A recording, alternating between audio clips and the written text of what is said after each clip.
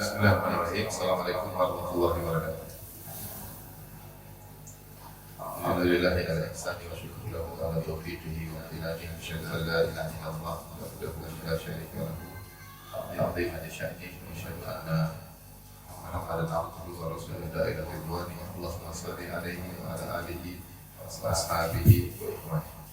Hadirin hadirat yang dirahmati Allah Subhanahu wa taala. Masih melanjutkan bahasa kita dari tafsir Ayatul Kursi, itu surat Al-Baqarah ayat 255.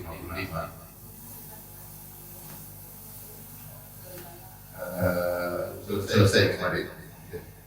Jadi Ayatul Kursi kita belum selesai, kita mesti melanjutkan pada pertemuan kemarin kita sampai pada firman Allah Subhanahu wa taala, Man dzalladzi yashfa'u 'indahu illa bi'idznihi. Dia yang dapat memberikan syafaat di sisi Allah tanpa izinnya. Ya, setelah kita jelaskan bahwasanya ayat kursi adalah a'dhamu ayatin fi kitabillah, ayat-ayat terbagus dalam Al-Qur'an karena berisi tentang barahin tauhid. Argumentasi tauhid adalah dalam ayat kursi. Katakan Syekh Abdul Razak Allah Taala menyebutkan ada sekitar 12 kurang lebih tentang burhan tauhid, tentang argumentasi tauhid, dan pada pertemuan dulu telah kita singgung bagiannya. Kita lanjutkan pertemuan kali ini, itu Allah Subhanahu wa taala yang juga terkait dengan baru hidup tauhid, yaitu bukti atau argumentasi bahwa hanya Allah yang berhak untuk diibadahi. Karena ayat ini dibuka dengan Allah la ilaha illa huwa al-hayyul qayyum. Dialah Allah yang tidak berhak disembah kecuali siapa? Allah. Setelah Allah membuat statement di awal ayat, Allah la ilaha illa huwa al-hayyul qayyum. Dialah Allah yang tidak ada yang berhak disembah kecuali Allah. Kemudian Allah sebutkan argumentasi sampai akhir ayat. Semuanya isinya tentang bukti bahwasanya hanya Allah yang berhak disembah, bisa diserahkan ibadah kepadanya. Terus kita lanjutkan bukti berikutnya atau argumentasi berikutnya. Allah berfirman, ya'lamu ma baina aydihim wa ma khalfahum. Kalau kita terjemahkan itu Allah mengetahui apa yang ada di hadapan mereka dan apa yang ada di belakang mereka. Itu di depan manusia dan di belakang manusia. Ya. Itu Allah menafsirkan ini, maksudnya Allah mengetahui tentang terkait dengan apa yang telah lalu dari mereka dan apa yang terkait dengan masa depan mereka. Allah Maha Alimul Ghaib, mengetahui yang gaib. Bukan hanya mengetahui ciptaannya, bahkan Allah juga mengetahui apa yang telah mereka lakukan dan apa yang akan mereka lakukan. Nah, yang seperti ini yang berhak untuk disembah. Karena tidak ada yang memiliki ilmu terkait seluruh manusia dan apa yang sekitarnya secara detail kecuali Sang Pencipta. Jadi Allah Subhanahu wa taala bukan hanya mengetahui mereka, bahkan Allah mengetahui apa yang telah mereka lakukan di masa lalu dan apa yang akan mereka lakukan di kemudian hari. Dan wajar Allah mengetahui tentang ciptaannya karena Dia yang menciptakan. Allah berfirman, "Ala ya'lamu man khalaq wa huwa latiful khabir." Bukanlah yang menciptakan tahu tentang apa yang Dia ciptakan? Ala ya'lamu man khalaq, tidakkah yang menciptakan tahu tentang yang Dia ciptakan? Jawabannya jelas. Ya, kalau seseorang misalnya kita bicara tentang manusia, dia menemukan misalnya penemu mobil lah, dia yang meng-create mobil tersebut, dia tahu tentang detail-detail mobil ini, detail mobil ini bagaimana sifat-sifatnya, kalau begini bakalan begini, kalau begini bakalan begini, karena dia yang meng-create mobil tersebut, jadi dia tahu betul tentang mobil tersebut. Nah, kita alam semesta yang ciptakan Allah, langit, bumi, berserta segala isinya.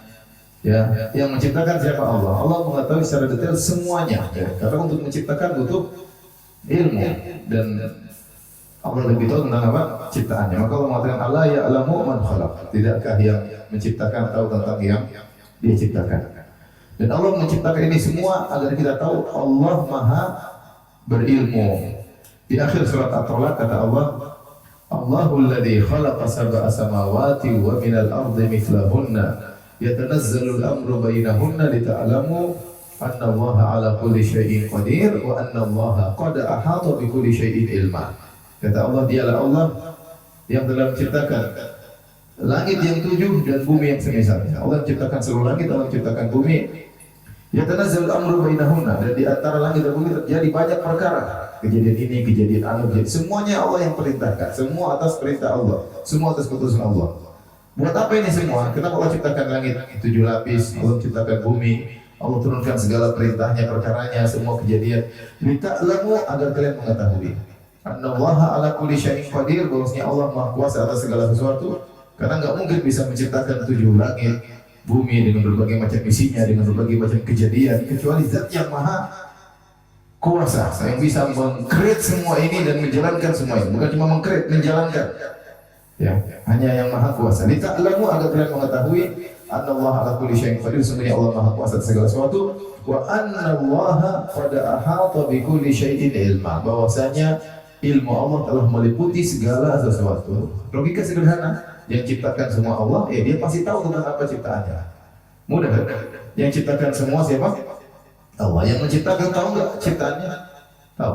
Makanya dalam kitab Bayanul Mahajjah, Al-Hujjah fi Bayanil Mahajjah karya Al-Taimi, beliau menjelaskan tentang ada seorang ateis yang ingin memberi syubhat, menolak adanya pencipta. Dia mengatakan bahwasanya aku bisa menciptakan, bukan cuma Tuhan kalian bisa menciptakan, aku juga bisa menciptakan. Maka orang-orang berkata kepadanya, tunjukkan bagaimana kau mencipta. Fa'akhadha lahman fasyarahu, maka dia pun mengambil sepotong daging, kemudian dia potong-potong kecil, ya seperti roti, dia potong-potong. Kemudian summa ja'ala bainahu warathan rawsan, summa ja'ala bainahu rawsan, summa ja'ala fi quzin wa khatamahu wa dafa ila man hafizahu inda salasat ayyam. Dia setelah potong daging, potongan-potongan, kemudian diletakkan di antara potongan-potongan tersebut kotoran. Setelah itu dia masukkan dalam semacam toples, kemudian dia tutup, kemudian dia serahkan kepada seorang. Dia bilang, saya simpan ini ciptaanku di tempatmu selama 3 hari. Setelah 3 hari, ternyata toples tersebut sudah penuh dengan ulat. Kemudian dia bawa toples tadi, kemudian dia buka toples tadi, mengatakan, hadza khalqi, inilah ciptaanku, aku telah menciptakan ulat. Bukankah ulat sebelum 3 hari tidak ada? Sekarang aku sudah ciptakan apa? Ulat. Maka ada sebagian orang yang cerdas, kemudian bertanya kepadanya, kalau engkau memang yang menciptakan ulat tersebut, pertanyaan pertama, berapa jumlah ulat tersebut? Kan mencipta harus tahu apa yang diciptakannya. Yang kedua, ulat jantan berapa, ulat betina berapa? Ya. Yang ketiga, kau yang kasih makan ulat tersebut atau bukan? Karena kalau kau yang ciptakan ulat, kau yang kasih makan dong. Berapa lama hidupnya, kau tahu atau tidak? Ya. Berapa umurnya? Akhirnya orang tersebut tidak bisa menjawab. Ya. Logika sederhana, yang mencipta, yang meng-create, kreator tahu apa yang dia create. Ya. Tahu apa yang dia ciptakan. Jadi secara sederhana, ketika Allah mengatakan ya'lamu ma baina aydihim wa ma khalfahum, jelas Allah mengetahui, bukan cuma sang makhluk, Allah mengetahui apa yang telah terjadi sebelumnya, dan Allah mengetahui apa yang terjadi setelah mereka di masa depan. Ini menunjukkan ilmu Allah sangatlah luas, dan yang seperti inilah yang berhak untuk disembah. Adapun menyembah Nabi, menyembah malaikat yang tidak tahu masa depan, tidak tahu masa lalu, gimana mau disembah? Apalagi wali sudah meninggal di kuburan, bagaimana mau disembah? Jin tidak tahu hal gaib, bagaimana mau disembah? Ya. Ketika Nabi Sulaiman alaihissalam meninggal dunia, jin tidak tahu Nabi Sulaiman sudah meninggal, bertelekan di atas tongkatnya. Mereka menyangka Nabi Sulaiman masih hidup, sehingga mereka kerja terus di sana. Nabi Sulaiman alaihissalam masih mengawasi mereka. Tatkala tiba-tiba Nabi Sulaiman tersungkur karena tongkatnya dimakan oleh rayap, Nabi Sulaiman jatuh. Mereka tahu ternyata selama ini Nabi Sulaiman sudah meninggal. Allau kanu ya'lamuna al-ghaib ma labithu fil adabil muhin. Seandainya para jin tahu Nabi Sulaiman sudah meninggal, mereka sudah kabur ketika itu. Tapi ternyata mereka kerja terus, disangka Nabi Sulaiman masih apa? hidup. Nah, jin-jin yang ngaku tahu ilmu gaib saja tidak tahu bahwasanya orang di hadapan dia Nabi Sulaiman sudah meninggal. Padahal mereka gembar-gembor, mereka tahu ilmu gaib. Nah, kalau jin saja tidak tahu ilmu gaib, bagaimana lagi dengan apa? Manusia. Malaikat juga tidak tahu ilmu gaib. Ya. Ya. Malaikat bertanya kepada Allah Subhanahu wa taala, "Ataj'alu fiha may yufsidu fiha wa yasfiku dima?" Ya. Kenapa kau apa hikmahnya ya Allah engkau menjadikan Adam diciptakan sehingga bumi akan merusak, menumpahkan darah dan akan melakukan kerusakan. Ya.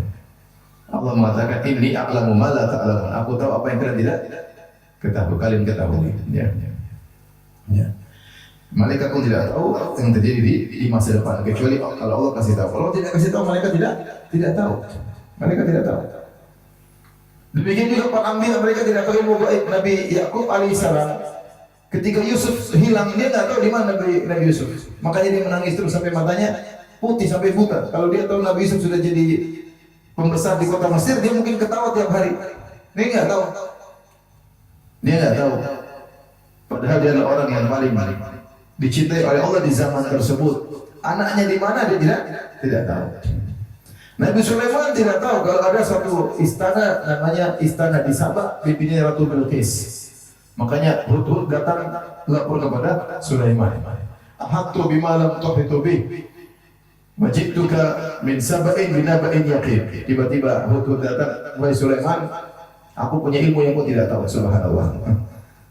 Burung hutut tahu, Sulaiman tidak tahu berita ini. Kenapa? Karena burung hutut tahu, Sulaiman tidak tahu ilmu gaib, kecuali kalau Allah kasih tahu. Padahal satu masa cuma Sulaiman alaihissalam di Palestina, Ratu Bilqis di mana? Di Sabah di Yaman. Jarak mungkin 1000-2000 kilo. Sulaiman tidak tahu yang terjadi 2000 kilo di alaihissalam di sejauh itu. Makanya burung hutut melihat ke kerajaan Bilqis, kemudian dia lapor. Dia mengatakan, "Ahattu bima lam tuhitu bih." Aku punya ilmu yang kau tidak tahu, wahai Sulaiman. Wajibtuka min sab'in binaba'in yaqin.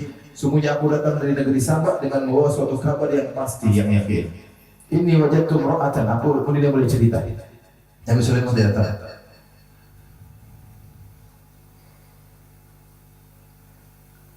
Nah, Nabi Muhammad SAW juga sama tidak tahu.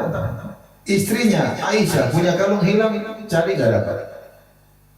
Sampai suruh sahabat nyari malam tersebut, nyari sampai pagi nggak dapat. Ternyata kalungnya di mana? Kalungnya didudukin onta. Begitu ontanya berdiri, ternyata ada kalungnya. Nabi Muhammad SAW tidak tahu. Ontanya pun tidak lapor sama Nabi Muhammad kalau kalungnya ada di bawah.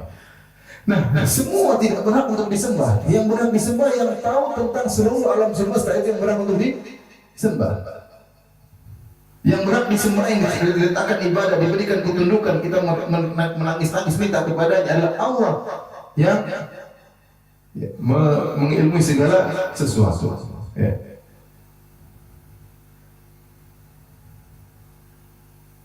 Ya'lamu ma baina aydihim wa ma khalfahum. Itu yang berhak untuk disembah. Mungkin salah satu argumentasi tauhid dalam ayatul kursi, seorang baca dengan kerenungan. Maka menyedihkan orang-orang yang menyembah kepada makhluk semisalnya, menyembah matahari, menyembah rembulan, menyembah jin, menyembah malaikat, menyembah manusia, menyembah nabi, apalagi menyembah wali yang sudah mati tidak bisa apa-apa, sudah tidak bisa berbuat apa-apa, kemudian disembah. Tapi demikian, syaitan menghiasi perbuatan kesyirikan sehingga banyak hal yang konyol diyakini oleh masyarakat. Siapa yang menghiasi itu semua? Yaitu syaitan.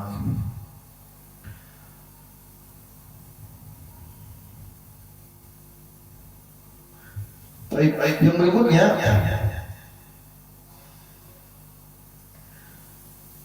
argumentasi berikutnya firman Allah, wala yuhituna bi syai'in min ilmihi illa bima syaa.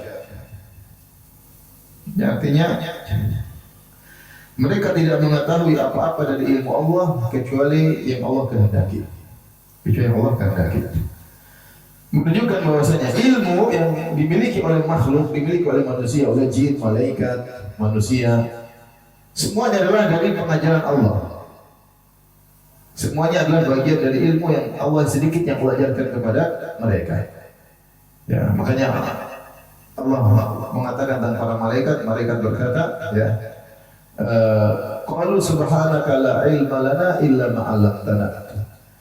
Ya Allah, Maha suci Engkau, ya, tidak ada ilmu bagi kami kecuali Engkau ajarkan kepada kami.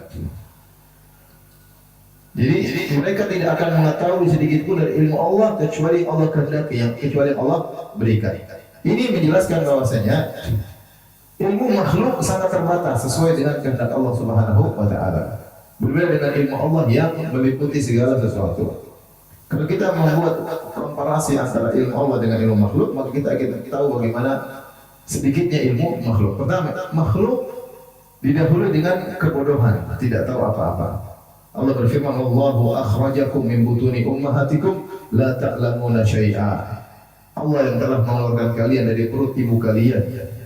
La ta'lamuna syai'an, dalam kondisi kalian tidak mengetahui apa-apa. Lihat bayi kalau keluar enggak tahu apa-apa. Ya. Allah wallahu akhrajakum min butuni ummahatikum la ta'lamuna syai'an wa ja'alakum as-sam'a wal basara wa sam'a wal basara wal afidah la'allakum tashkurun. Maka Allah jadikan bagi kalian pendengaran, penglihatan hati agar kalian bersyukur. Setelah itu Allah ciptakan penglihatan, pendengaran hati ini sebab alat untuk bisa dapat ilmu. Mulailah bayi yang tadinya tidak bisa mendengar mulai mendengar. Dengan mendengar dia bisa dapat ilmu. Karena ini sumber untuk menangkap ilmu. Mulai melihat maka dia bisa menambah database-nya yang tadinya kosong. Dengan hati dia mulai bisa merenungkan, berpikir. Asalnya nol, manusia tidak punya ilmu apa-apa. Demikianlah makhluk asalnya la ta'lamuna syai'an, kalian tidak punya ilmu sama sekali. Adapun Allah ilmunya tidak didahului dengan kejahilan, tidak. Allah langsung maha berilmu karena ilmu Allah adalah sifat zat Allah Subhanahu wa taala. Setelah itu manusia pun untuk mendapatkan ilmu dengan bertahap, belajar sedikit demi sedikit. Allah ajari. Malaikat berkata, la ilma lana illa ma 'allamtana. Tidak ada ilmu bagi kami kecuali Kau ajarkan ya Allah. Berarti ilmu malaikat bertahap sedikit demi sedikit. Allah ajarkan begini, Allah ajarkan begini, Allah kasih tahu. Malaikat punya ilmu sedikit demi sedikit. Manusia pun demikian, Allah ajarkan. Ya. Alladzi 'allama bil qalam. Dialah Allah dalam surat Iqra bismi rabbikal ladzi khalaq, khalaqal insana min 'alaq. Iqra wa rabbukal akram.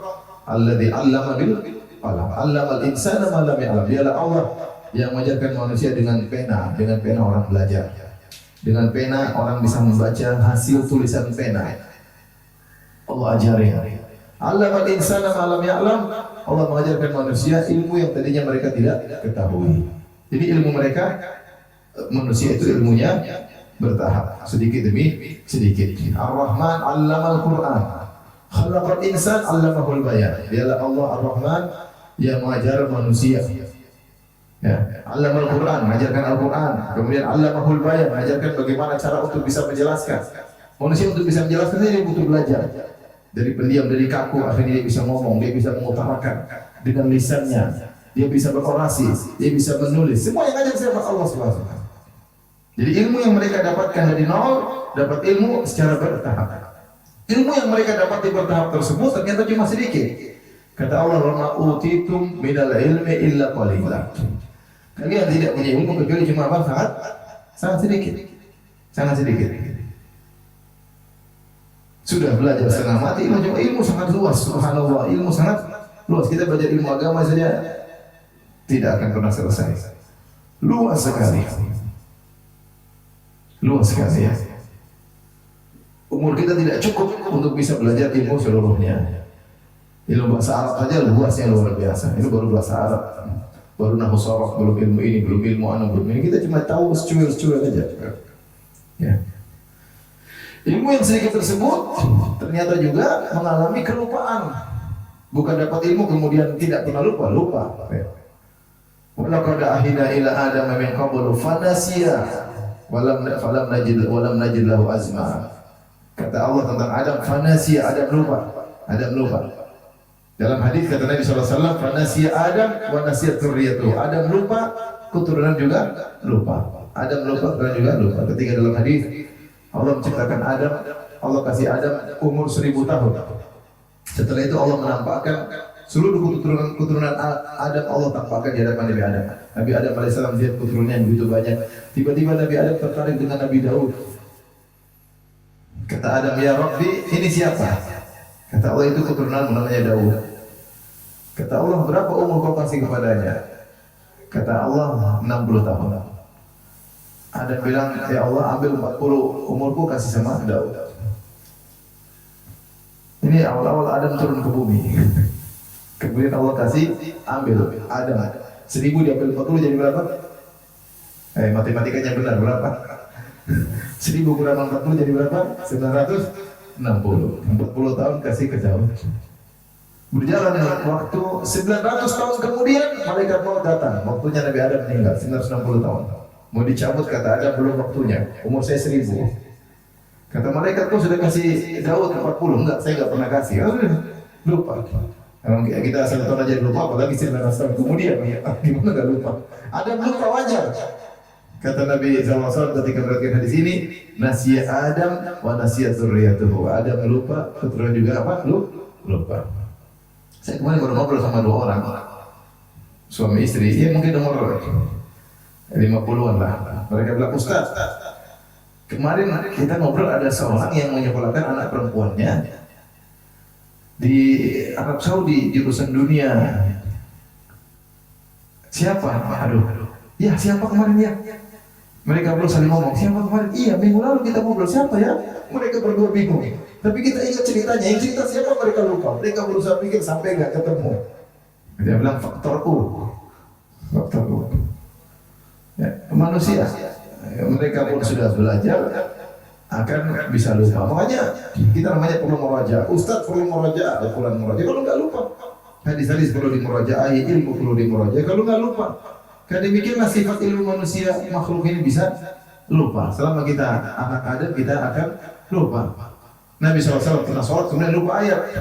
Kata Nabi SAW, innama ana basyarun ansa kama tansun. Sungguhnya aku manusia, aku turunan Adam. Aku lupa sebagaimana kalian lupa.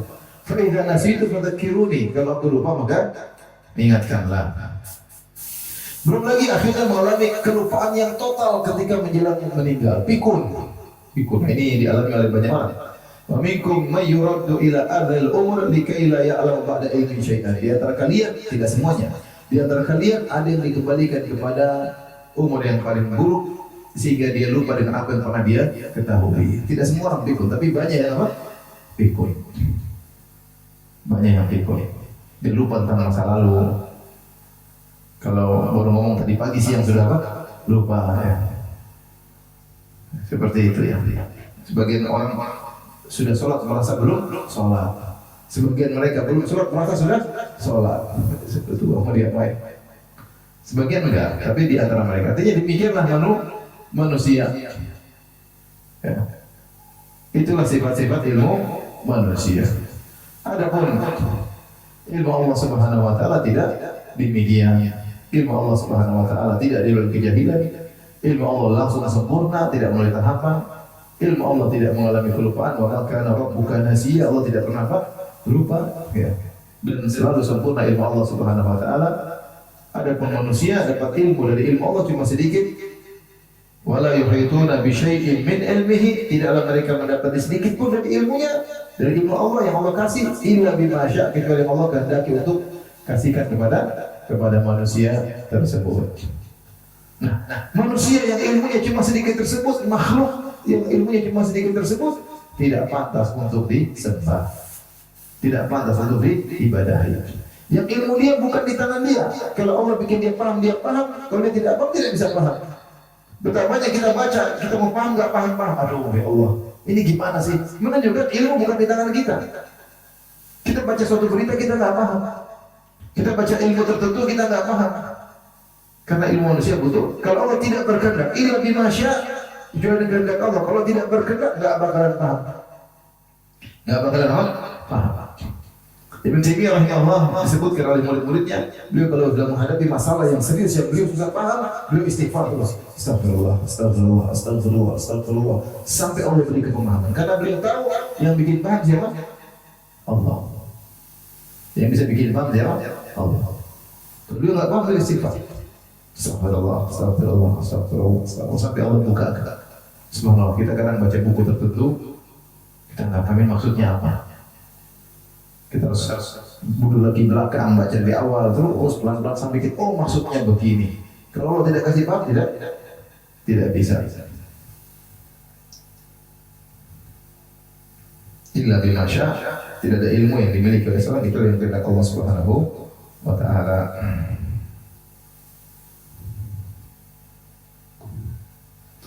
Jadi sisi keadilannya, makhluk yang ilmunya saja tidak bisa dia kuasai, tidak berhak untuk disembah. Dia mau berilmu, harus Allah kasih ilmu. Kalau dia nggak punya ilmu, dia nggak bisa berilmu. Kalau makhluk seperti ini tidak bisa untuk diibadahi. Ya. Lihatlah Nabi Isa alaihissalam ketika dia disembah oleh miliaran manusia. Berapa jumlah orang Nasara di alam semesta ini? Berapa miliar? Ada yang pernah hitung? Yang jelas lebih banyak daripada orang Islam, itu tidak? Orang Nasara banyak dengan berbagai macam firman mereka. Protestan, Katolik, Pentakosta, Advent lah macam-macam, banyak miliaran.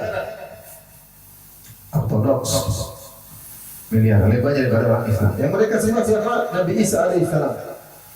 Pada hari kiamat kelak, Allah hadirkan Nabi Isa di hadapan para penyembahnya untuk mempermalukan mereka, agar mereka semakin tersiksa. Allah berkata, wahai Isa bin Maryam, bukan Isa bin Allah, bukan Isa anak Allah, wahai Isa putranya Maryam, anta qulta lin-nasi ittakhiduni wa ummiya ilahaini min dunillah. Apakah kau pernah berkata kepada pengikutmu, jadikanlah aku dan ibuku Tuhan-Tuhan yang disembah selain Allah? Kata Nabi Isa, tidak pernah ya Allah. Maqultu lahum illa ma amartani bihi. Ani ibudullaha rabbi wa rabbakum. Aku tidak pernah perintahkan kepada mereka kecuali dengan apa yang kau perintahkan kepadaku, agar sembahlah Allah semata, Tuhanku dan Tuhan kalian. Wa kuntu alaihim syahidan ma dumtu fihim. Aku hanya tahu ketika aku hadir di antara mereka, bagaimana mereka dulu tidak menyembahku ketika aku masih bersama mereka. Falamma tawaffaitani kuntu anta raqib alim. Ketika kau angkat aku, engkau yang mengetahui tentang mereka. Aku tak tahu apa-apa. Nabi Isa tidak tahu apa-apa. Setelah beliau diangkat, dia tidak tahu kejadian bahwasanya ternyata pengikutnya miliaran menyembah apa? Menyembah dirinya. Dia tidak punya ilmu. Dia tidak berhak untuk disembah. Tidak berhak untuk apa? Disembah. Yang berhak disembah, yang menguasai segala ilmu. Yang dia tidak mengetahui ilmu, tidak bisa menguasai ilmu yang dia kehendaki. Kita ini banyak baca, kita nggak ngerti ini, kita nggak ngerti itu, kita nggak ngerti ini, nggak ngerti. Banyak hal yang tidak bisa kita ngerti, keterbatasan otak kita. Makhluk seperti tidak pantas untuk disembah. Kita lanjutkan argumentasi berikutnya. Allah Subhanahu wa taala berfirman, wasi'a kursiyyuhu samawati wal ardh. Bahwasanya kursi Allah meliputi langit dan bumi. Kursi Allah meliputi langit dan bumi. Kita tahu bahwasanya makhluk Allah sangatlah banyak, dan makhluk yang bisa kita lihat dengan mata kita adalah langit dan bumi. Ternyata di balik itu ada makhluk-makhluk yang lain. Langit dan bumi sudah sangat luas. Bumi begitu luas ya. Langit apalagi? Langit yang kita lihat, langit yang langit dunia yang langsung setelah bumi ini. Itu pun begitu luasnya luar biasa. Kita masih lihat langit lapisan pertama. Itu pun luasnya sangat luas. Dalam langit tersebut ada wajal qamara fihinna nura. Di situ ada rembulan, ada matahari, ada bintang-bintang, ada meteor-meteor, ada planet-planet. Langit ini sangat luas. Ya. Langit ini sangat luas. Tidak ada yang pernah tahu mana ujungnya, mana pangkalnya. Tidak ada yang pernah tahu. Makanya Allah mengatakan, afala yanzuruna ila al-ibili kaifa khuliqat wa ila as-samaa'i kaifa rufi'at. Tidakkah mereka melihat bagaimana langit diangkat? Ya. Rafa samawati bi ghairi amalin tarawnaha. Allah angkat langit tanpa ada tiang yang menyanggahnya. Sangat luas. Maka Allah sering jadikan bahan pikiran untuk dipikirkan, direnungkan oleh hamba-hambanya agar mengagungkan Allah Subhanahu wa taala. Ternyata di balik langit masih ada yang lebih besar, yaitu kursi di antaranya. Dan di balik kursi masih ada yang lebih besar, yaitu arsy. Di balik arsy wallahu alam, ilmu yang sampai kepada kita yang paling besar adalah arsy. Allah menyebut tentang kursi, kata Allah Subhanahu wa taala, wasi'a kursiyyuhu samawati wal arda. Sungguhnya kursi Allah meliputi langit dan bumi, meliputi 7 langit dan meliputi bumi. Artinya 7 langit dan bumi berada di kursi. Kursi lebih besar karena diliputi oleh kursi, diliputi oleh kursi. Dalam satu hadis saya bacakan dari hadis Abu Dzar radhiyallahu anhu. Beliau berkata, "Dakhaltul Masjidil Haram." Aku masuk di Masjidil Haram. Fara'aitu Rasulullah sallallahu alaihi wasallam wahdahu. Aku melihat Nabi sallallahu alaihi wasallam sedang sendirian. Fajalastu ilaihi, maka aku pun duduk mendekati beliau alaihi salatu wasallam. Faqultu, aku berkata, aku bertanya, "Ya Rasulullah, ayyuma ayatin nazalat alaika afdal?" Ya Rasulullah, ayat mana yang turun kepada engkau yang paling afdal? Ayat mana dalam Al-Quran dari 6.000 sekian ayat yang paling afdal yang pernah turun kepada engkau? Rasulullah SAW menjawab, ayatul kursi. Ayatul kursi yang paling afdal. Kemudian Rasulullah SAW berkata, "Mas samawatu wal ardu fil kursi illa kahalaqatin mulqatin bi ardi falatin." Tidak langit dan bumi diletakkan di kursi kecuali seperti ring, halaqatu ring, cincin macam cincin yang dibuang atau terlemparkan di padang pasir. Langit dan bumi dibandingkan kursi seperti ring dihamparkan di padang apa? Pasir yang begitu luas. Wa fadlul arsy 'alal kursiyyi ka fadlil falati 'ala tilkal halaqah. Dan demikian juga keutamaan arsy dibanding kursi seperti kursi dengan bumi dan langit. Artinya langit dan bumi diletakkan di kursi seperti ring diletakkan di padang pasir. Kursi diletakkan di arsy seperti ring diletakkan di padang pasir. Luas. Kita ini sangat kecil, sangat kecil. Alam semesta ini begitu luas, luar biasa. Allah menjelaskan ini ciptaan Allah. Yang benar disembah yang bisa ciptakan seperti ini. Kemudian manusia dengan kebodohannya menyembah makhluk-makhluk, merendahkan dirinya, meminta, berdoa kepada makhluk yang tidak bisa mencipta apa-apa, yang tidak menguasai apa-apa, bahkan tidak menguasai dirinya sendiri. Ya, nanti kita akan dengar perkataan Ibnu Qayyim yang bagaimana Ibnu Qayyim menceritakan kesyirikan yang dia dapat yang luar biasa tentang para penyembah kubur di akhir pengajian insyaallah taala. Lihat di sini Nabi SAW menjelaskan tentang kursi. Rasulullah SAW menjelaskan kursi adalah sesuatu yang berfisik. Ya, ada yang mengatakan kursi maksudnya adalah arsy itu sendiri, yang benar kursi bukan arsy. Ada yang mengatakan kursi maksudnya ilmu. Kalau ilmu tidak benar karena Allah sudah menyebutkan ilmu sebelumnya, ya tidak. Tadi Allah sudah berfirman. Sebelumnya kita bahas ilmu Allah tidak. Ya, kalau kursi artinya ilmu hanya permulaan, paham? Jadi kursi bukanlah ilmu, kursi juga bukan apa? Bukan arsy. Ya, kursi ya kursi. Apalagi tafsir dari Nabi Sallallahu Alaihi Wasallam. Ya. Si Rasulullah SAW ditanya tentang ayat yang paling agung. Rasulullah SAW menjelaskan ayatul kursi. Rasulullah SAW menjelaskan tentang besarnya kursi tersebut. Kursi tersebut meliputi langit dan bumi. Ya. Ya. Kita kalau renungan ini kita tahu bahwasanya memang Allah berhak untuk disembah. Rasulullah SAW bersabda, "Tafakkaru fi ala'illah wa la tafakkaru fillah." Renungkanlah tentang cita-cita Allah dan jangan renungkan tentang zat Allah Subhanahu wa taala. Luar biasa ya. Bagaimana agungnya Allah Subhanahu wa taala. Bagaimana sang pencipta. Bagaimana akbarnya Allah, Allahu Akbar. Ya.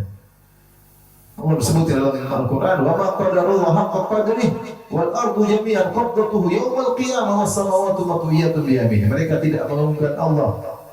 Para musyrikin yang menyembah selain Allah tidak mengagungkan Allah sebagaimana mestinya. Padahal wal ardu jami'an qabdatuhu yawmal qiyamah. Pada hari kiamat kelak bumi dalam genggaman Allah. Dalam genggaman Allah, Maha besar Allah.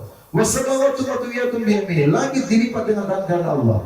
Subhanahu wa ta'ala amma yusyrikun. Maha suci Allah dari kesyirikan yang mereka lakukan. Kok bisa mereka menyembah makhluk, menyembah pohon, menyembah sapi, menyembah malaikat, menyembah jin, menyembah nabi?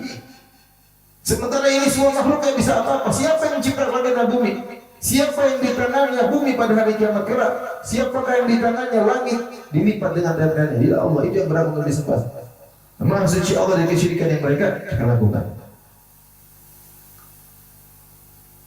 Sebagian orang mengatakan, kalau kau ingin tahu tentang keagungan Allah, irkabil bahar, coba naik kapal di tengah lautan. Naik tengah lautan, baik kapal kembali di tengah ombak, kalau kita ini nggak ada apa-apanya. Betul, digoyang sama laut, kita nggak bisa ngatur laut, laut ke kanan, ke kiri, nggak bisa apa-apa. Kita ini makhluk kecil. Gak usah kita bicara lautan. Kemarin hajian aja, semua kesombongan jatuh di hadapan lautan manusia. Semuanya. Sampai ada jemaah haji yang ngantri di WC. Ngantri mungkin 10 orang, 15 orang. Padahal orang kaya raya. Dia bilang kalau saya di Indonesia saya bisa bikin WC 10, 20 saya bisa bikin. Sekarang di sini harus ngantri. Gak bisa berkutik dengan lautan apa? Manusia mau ngapain? Gak bisa berkutik. Lautan manusia. Kita ini siapa? Nggak apa-apa. Inilah yang berhak untuk disembah. Yang kursi adalah salah satu ciptaannya. Yang arsy adalah salah satu ciptaannya. Ini yang berhak disembah. Yang ciptaannya luar biasa. Ya. Aruni madza khalaqu minal ardh. Tunjukkan kepadaku mana semasin Allah yang mereka ciptakan di atas ini, apa yang mereka ciptakan. Kata Allah Subhanahu wa ta'ala, ya ayyuhan nasu duriba mathalun fastami'u lahu innal ladzina tad'una min dunihi la yakhluqu dzubaban wa yajtama'u lahu. Wahai manusia, dengarkanlah, dibuat satu perumpamaan, maka perhatikanlah. Sungguhnya kalian sembah selain Allah, kalau mereka bersatu padu, mereka tidak bisa menciptakan meskipun seekor lalat. Mau Nabi Isa, malaikat Jibril, siapapun disuruh ciptakan lalat tidak bakalan apa? Mampu. Wali-wali yang beriman. Jangan ciptakan alam semesta lalat dengan makhluk yang hina seperti dengan mata fasetnya, dengan gangguannya, dengan kelincahannya, dengan siapa yang bisa ciptakan?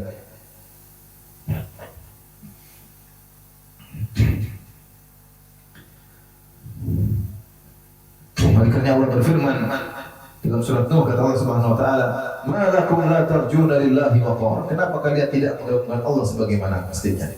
Qad khalaqakum atwara. Bukankah Allah telah menciptakan kalian di tahapan demi tahapan? Alam tarau kaifa khalaqa sab'a samawati tibaqa. Tidakkah kalian melihat Allah menciptakan bumi dengan 7 lapisnya? Wa ja'ala al-qamara fihinna nura wa ja'ala asy-syamsa siraja.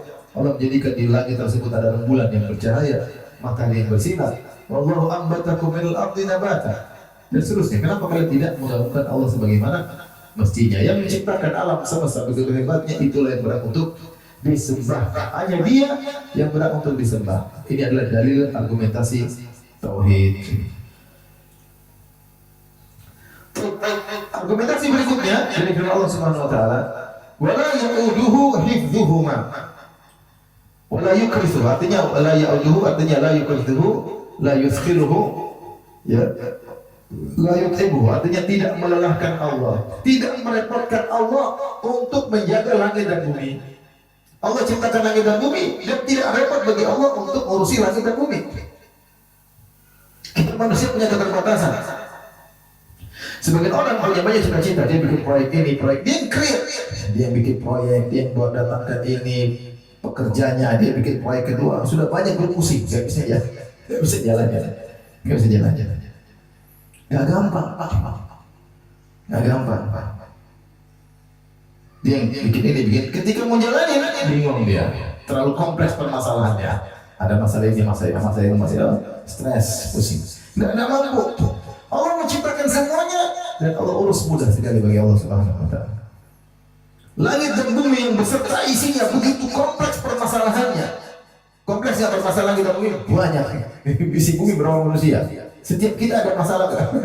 Setiap kita saja, kita aja nggak bisa menjalankan masalah kita, mengurusin masalah orang. Masalah kita aja belum kita bisa selesaikan. Masalah istri, masalah anak, masalah ekonomi kita. Mengurusin orang nggak bisa.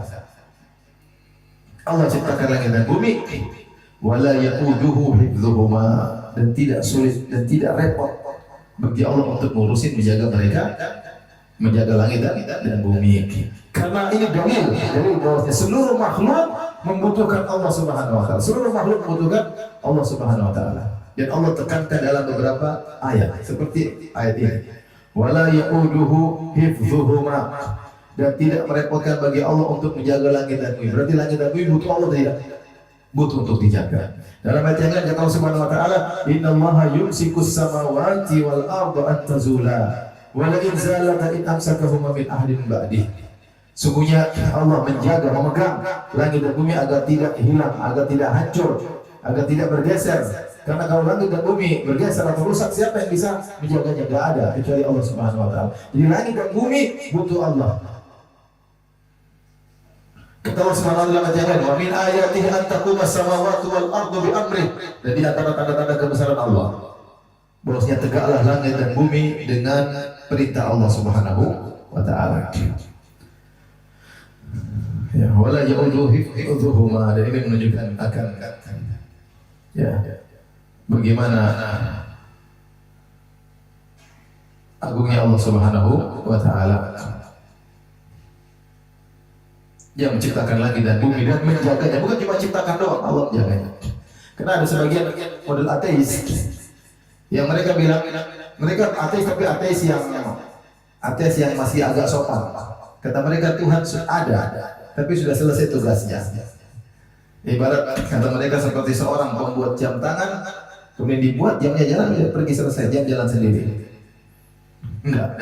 Allah menciptakan makhluknya dan Allah mengatur semua yang terjadi di alam semesta. Termasuk Allah menjaga langit dan bumi.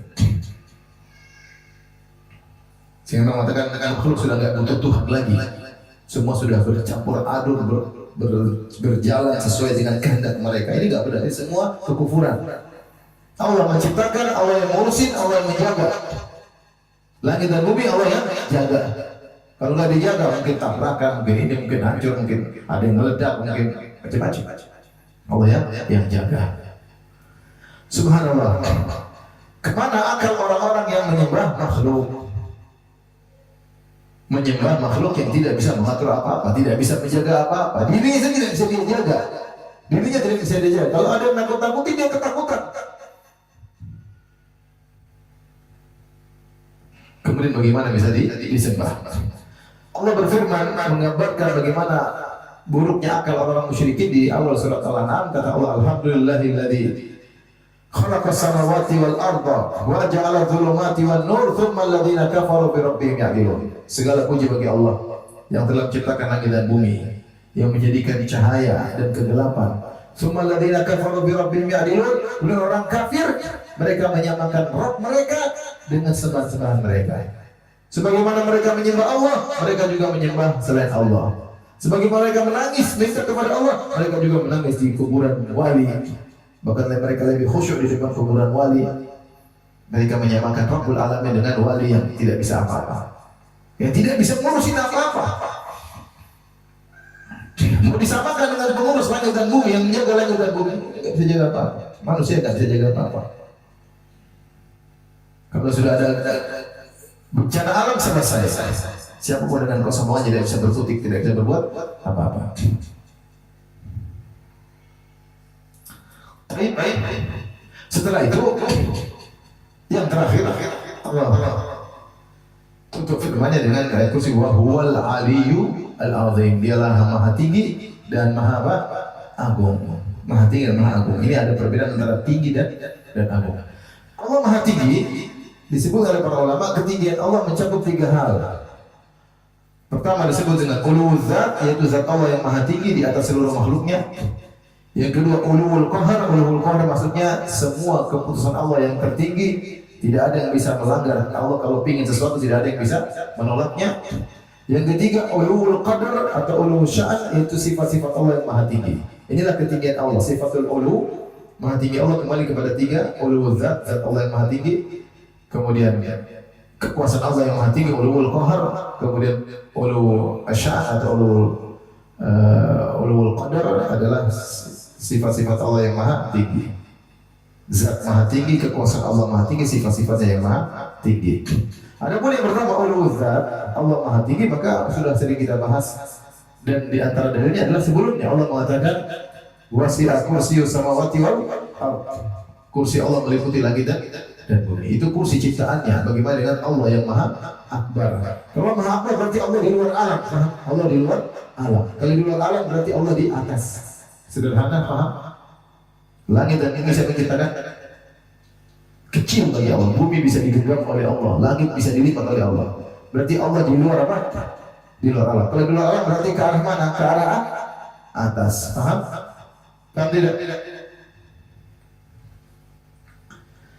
Oleh karenanya, di antara kebatilan yang disebarkan oleh sebagian ahlul bidah, mereka mengatakan Allah tidak di atas.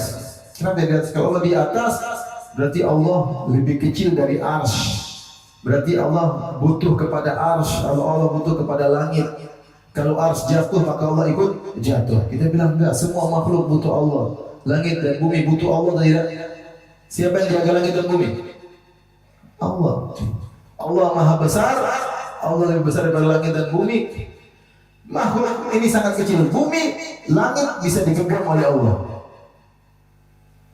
Allah di luar alam semesta, sehingga kita tahu zat Allah maha tinggi atas di atas sana, di luar dari alam semesta. Kalau di luar berarti kemana? Ke dalam atau ke atas? Kemana? Ke atas. Dan ini fitrah, saya sudah sampaikan, ini fitrah. Semua orang kalau sudah bicara Tuhan pasti bilang apa? Di atas. Bahkan orang-orang yang mengingkari Allah di atas pun, ketika saya pernah nonton salah satu klip videonya, ketika dia baca ayat ini, dia menafsirkan wa huwal aliyul azim. Dia mengatakan Allah wa huwal aliyul azim. Dia tanya wa huwal aliyul, dialah Allah yang maha tinggi. Jadi Allah maha tinggi. Jadi jangan dibayangkan Allah di atas arsy berarti Allah butuh arsy, Allah lebih kecil dari arsy. Ini enggak benar semua. Itu tidak benar. Tidak sesuatu yang di atas lebih kecil daripada yang di bawah. Sederhananya seperti kalau saya pegang kelereng misalnya, kelereng dalam di bawah saya di atas kelereng, tangan saya di kelereng. Mana yang lebih besar, kelereng apa tangan saya? Saya tahu kelereng nggak? Kelereng bahasa Papua. Ini tahu nggak? Apa bahasa Jawanya? Hah? Sama kelereng. Oh, saya kira bahasa Papua. Kalau saya pegang kelereng kecil kan? Kalau saya pegang, saya di atas atau kelereng di atas? Saya di atas. Mana yang lebih besar, saya atau kelereng? Ini baru bukan saya, baru tangan saya. Berarti bukan berarti yang di atas lebih kecil daripada yang di bawah. Bumi dan langit, mana yang di atas? Langit. Mana yang lebih besar, langit atau bumi? Langit. Apakah langit butuh kepada bumi? Tidak ada. Langit dan bumi butuh kepada Allah. Allah di atas, Allah Akbar yang besar daripada itu semua. Jangan seorang pakai logika dia, kalau Allah di atas berarti begini, berarti Allah kecil, berarti Allah butuh ke bawah. Ini semua pakai logika dia, kemudian dia tolak semua ayat. Hati-hati berlogika. Karena logika sederhana. Sudah dijelaskan dalam banyak ayat. Langit bumi kecil dibanding Allah Akbar. Kemudian kok bisa dibayangkan Allah di atas? Berarti Allah butuh yang di bawah. Berarti Allah lebih kecil dari mana? Seperti itu. Akhirnya ayatnya ditolak.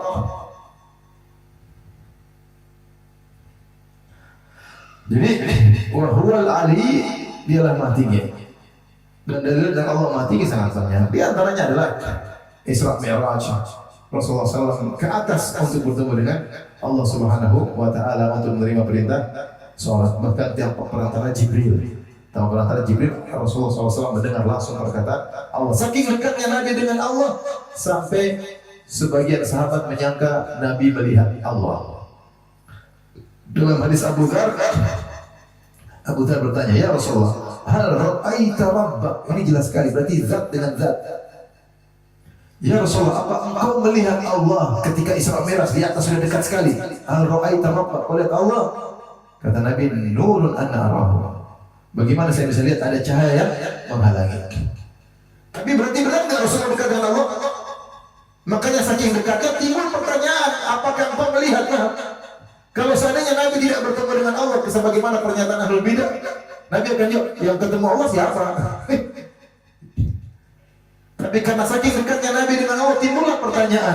Sampai para salaf khilaf, para ulama, para sahabat khilaf. Nabi lihat Allah ketemu tidak di malam hari tersebut? Karena mereka memahami Rasulullah sudah ketemu dengan apa? Allah. Sudah sangat dekat, saking dekatnya berarti ada kemungkinan untuk dilihat. Jika timbullah pertanyaan, Hal ra'aita rabbak, apakah kau melihat Allah? Nabi mengatakan ada cahaya yang menghalangi. Bagaimana saya bisa melihat? Itu ketika Isra Mi'raj. Makanya orang-orang yang menolak Allah di atas, mereka bingung dengan kisah Isra Mi'raj. Mereka selalu cerita, Nabi dipanggil oleh Allah. Akhirnya Nabi pergi ketemu dengan Allah. Ketemunya di mana? Allahnya di mana menurut mereka? Di atas. Terus mereka bilang, tapi Allah tidak di atas. Terus ketemu siapa? Bingung mereka. Bingung. Kalau kita selalu menggunakan akal kita tidak selalu tepat. Kalau dalil jelas. Mungkin tidak masuk akal kamu, tapi banyak akal masuk akal sahabat. Yang penting ikut akal sahabat daripada akal kamu. Akal sahabat sesuai, kita beriman dengan ayat-ayat dan logis. Kalau ikut akal kamu malah nggak logis. Nabi ke atas. Isra Mi'raj, peringatan Isra Mi'raj sebagai mereka kan ceramah. Nabi dipanggil oleh Allah untuk menerima perintah yang sangat besar. Perintah apa? Salat. Kemudian Nabi pergi ke atas langit 7. Jibril juga enggak, Nabi ke atas. Ketemu siapa? Ketemu siapa? Ketemu Allah. Allahnya di mana? Tidak di atas. Kalau tidak di atas, Nabi ketemu siapa lagi? Untuk perintah apa? Perintah salat. Jadi bahas tentang perintah salat, kemudian subuh tidak salat. Jadi kita ikut ayat jelas. Allah Maha, dan sedulur kisah Allah Maha besar, Allah Maha tinggi, makhluk kecil dalam genggaman Allah mudah. Ya di atas, luar di atas Maha besar. Wa huwa al-ali, ini yang pertama, ulul zat. Yang kedua ulul qahar, wa huwa al-qahiru fawqa ibadihi.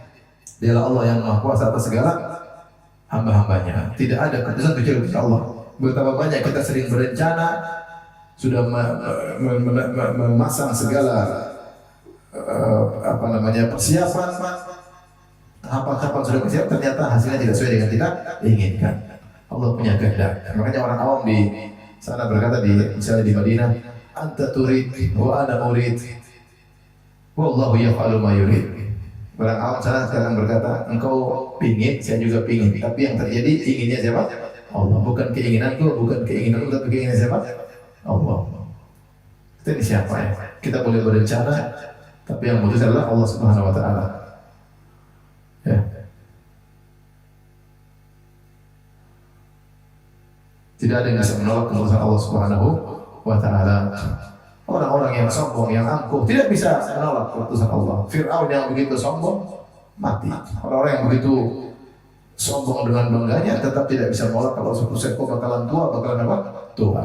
Bakalan mati. Kemudian ulu sya'an atau ulu sifat atau ulu sya'an, ulu sifat atau ulu qadar sebagai firman Allah, "Wa ma qadarullah haqqa qadri." Mereka tidak mengagungkan Allah sebagaimana mestinya.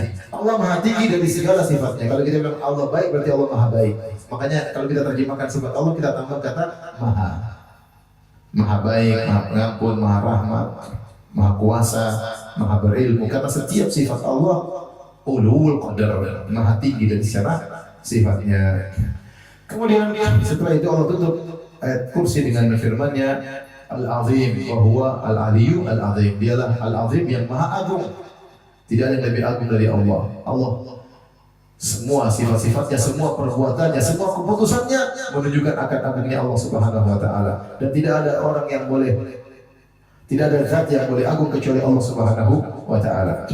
Kata Nabi SAW, al-kibriya'u ridai, kesombongan adalah, kata Allah dalam hadis kursi, al-kibriya'u ridai, kesombongan adalah selendangku, wal azamatu izari, dan bahwasanya keagungan adalah sarungku. Faman naza'ani wahidan minhuma qadabtuhu fin nar. Siapa yang mencoba-coba menyengiku dalam dua hal ini, aku akan lemparkan dalam neraka jahanam. Tidak boleh seorang merasa dirinya agung. Yang agung hanyalah siapa? Allah. Tidaklah seorang mendapatkan kedudukan, mendapatkan jabatan, mendapatkan penghormatan kecuali Allah yang berikan. Zatnya sendiri tidak agung, zatnya sendiri penuh dengan kelemahan, penuh dengan kekurangan. Maka seorang tahu bahwa yang berhak diagungkan hanyalah Allah Subhanahu wa Ta'ala secara zatnya. Dari sini hanya Allah yang berhak untuk disembah karena Dia yang agung secara zatnya. Adapun makhluk tidak agung secara zatnya, tapi atas pemberian Allah dia diagungkan oleh manusia. atas pemberian Allah dia oleh manusia, dan pemberian tersebut bisa suatu waktu dicabut oleh Allah Subhanahu wa taala. Yang agung secara zatnya hanyalah Rabbul Alamin, Allah Subhanahu wa taala. Dan di sini kita tahu bagaimana rusaknya akal orang-orang yang menyembah kepada selain Allah Subhanahu wa taala. Rusaknya orang-orang yang mengagungkan kuburan seperti orang Syiah yang mengagungkan kuburan Husain di Karbala. Di antara mereka ada yang sudah jalan di atas tanah dari jauh menuju kuburannya Husain. Yang itu tidak mereka lakukan di Ka'bah, yang tidak mereka lakukan ketika di Masjidil Haram. Sementara Husain Husain radhiyallahu anhu tidak bisa menyelamatkan dirinya sendiri. Dia jadi bunuh, nggak bisa apa-apa. Dia bukan ingin mati, dia ingin selamat, tapi dia mati syahid. Radhiyallahu ta'ala anhu. Saya bacakan Fatwa Ibnu Qayyim. Dia menjelaskan tentang bagaimana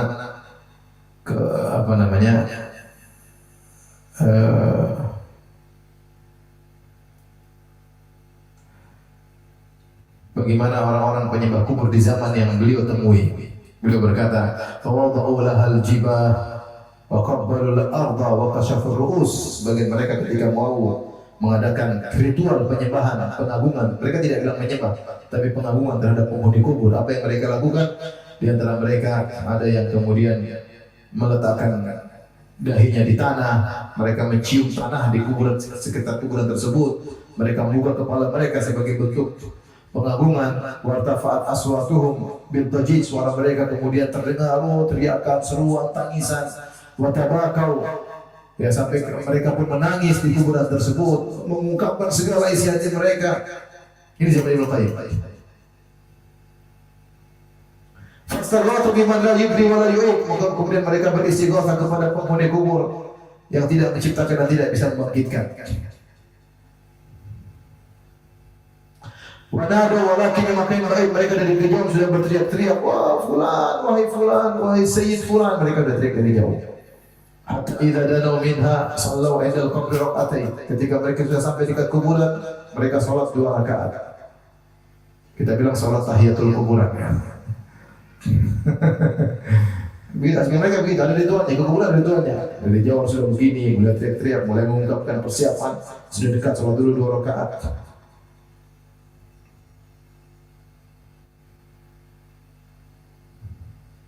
Tarahum haulal qabri ruk'an sujada. Kalau kalian engkau melihat mereka di sekitar kuburan ruku sujud. Ya betaguna fadla minal mait wa ridwana. Mereka mencari keridhaan sang mayat, mencari karunia dari sang mayat. Fa bi ghairillahi bal syafat ma yuraku hunaka minal amarat. Subhanallah, untuk selain Allah mereka bertahan bermenang. Bahkan untuk syaitan mereka meneteskan air mata mereka. Yang itu mereka tidak lakukan ketika di rumah-rumah Allah. Jadi kuburan mereka menangis minta-minta kepada penghuni kubur. Wa yartafi' min al-aswat, maka suara mereka menjadi mengeras. Wa yatlub minal mayyit wa yutlabu minal hayy mayyit minal hajat. Yang mereka minta-minta kepada mayat kebutuhan mereka. Dan mudah-mudahan di tanah air tidak ada. Tapi kalau di luar negeri sampai sekarang masih ada. Ya. Sampai sekarang masih ada. Wa yas'al min tafrijil kurubat. Mereka minta kepada para mayit agar penderitaan mereka bisa dilapangkan, dihilangkan. Wa igna' dzawil faqat. Mereka minta agar kemiskinan mereka bisa dihilangkan. Wa mu'afat ulil ahad wal baliyat. Dan mereka minta agar yang terkena sakit disembuhkan. Mereka minta kepada mayit.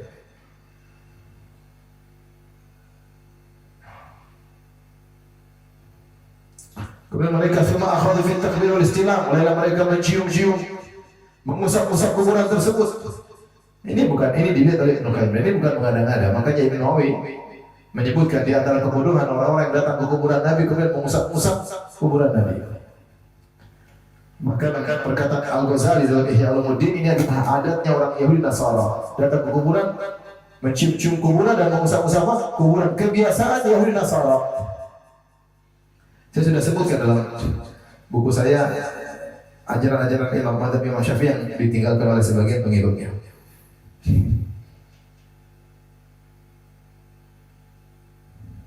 Dan seterusnya.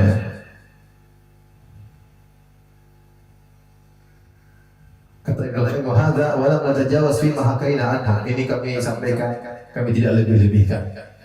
Walastaqsaina jami'a bid'ah wa dhalal. Kami tidak meneliti seluruh, menyebutkan seluruh kesesatan mereka. In hiya fawqa ma yakhturu bil bal. Tentu kesesatan mereka lebih daripada yang kita renungkan. Artinya kemana pergi akal mereka? Mereka meninggalkan Rabbul Alamin, Sang Pencipta alam semesta yang hanya berhamba dan berhak disembah kecuali Allah Subhanahu wa taala. Kemudian mereka pergi menyerahkan ibadah mereka, ketundukan mereka, tangisan mereka, pengharapan mereka, mereka gantung kepada mayat-mayat yang tidak bisa berbuat apa-apa. Maka bersyukurlah hamba-hamba Allah yang selalu mentauhidkan Allah Subhanahu wa taala dan tidak diperdaya oleh syaitan sehingga terjerumus dalam kesyirikan yang tidak masuk akal. Namun demikianlah syaitan menghiasi kesyirikan sehingga yang buruk dan hina terasa menjadi indah dan benar. Allahul musta'an. Demikian saja apa yang bisa saya sampaikan. Demikian saja kajian kita. Subhanallah bihamdika asyhadu an la ilaha illa anta astaghfiruka wa atubu ilaik. Assalamualaikum warahmatullahi wabarakatuh.